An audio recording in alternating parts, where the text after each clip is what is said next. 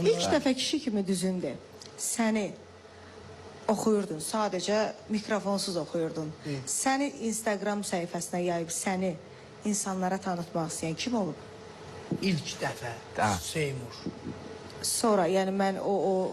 İlk dəfədən deyirsən. Mən onu ilk, yəni elə də insanlar bir balaca sevmir başlamışdı. Seymur storiesində Sonra sənə daha çox dəstək kim oldu? Ondan sonra da bir mahnım var idi. Hansı mahnı idi?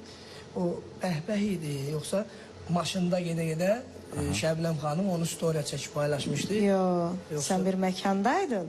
Mikrofonsuz oxuyurdun. Məni görüntülü yırdılar. Dedim, bu oğlan nə gözəl oxuyur. Düz deyir, hə, düz. Oradan dedi Şəbnəm xanım, mən sizə çox hörmətim var. Mənə dəstək ol da. Mən bu cür səsim var, batmasın. Dedim, sən bax, indi mən səni hər yerdə paylaşacağım. Şəbnəm səni həmən gündən Instagram, bütün sosial, bütün